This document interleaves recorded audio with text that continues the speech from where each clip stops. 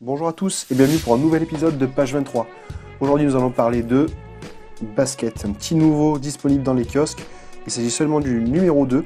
Je ne vous ai pas parlé du numéro 1 parce que c'était le guide de la saison en Pro A et que je ne m'intéresse pas assez au basket français pour me le procurer. Donc c'est un magazine qui je pense a été construit sur les cendres de Basket Hebdo pour lequel j'étais abonné et qui a dû cesser sa parution faute de popularité, je pense, hélas. Donc pourquoi je l'ai pris? Parce que justement, en fait, la formule a l'air pas mal. Et parce que ça ne parle pas que de basket français, justement. Et je pense que c'est pour le rendre plus populaire, ce magazine, je pense qu'il faut qu'il s'oriente vraiment vers tout ce qui est basket US et introduire à petite dose le basket européen puis français.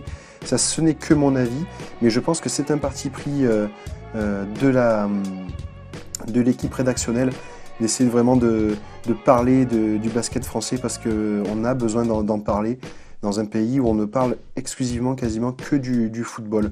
Donc je salue, on va dire, l'initiative de la rédaction et c'est pour ça que je tenais à vous en parler. Donc en plus de ça, c'est très bien écrit, c'est léger, c'est pas surchargé, vous apprendrez forcément des choses. Donc vous voyez par exemple, petit hommage à Ed Murphy, ancien joueur de Limoges. Donc ça parle un petit peu de tout, beaucoup de basket européen, une très belle interview de Boris Dio.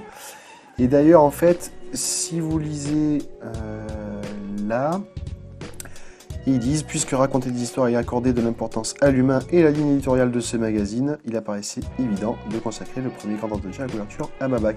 Et c'est vraiment ça, voilà, c'est un magazine humain, pas simplement de la news, ils proposent quelque chose, je pense, adapté vraiment à 2016 et 2017, à l'heure où vous avez toutes les infos en un clic et en direct sur Internet, Facebook, Twitter, tout ça.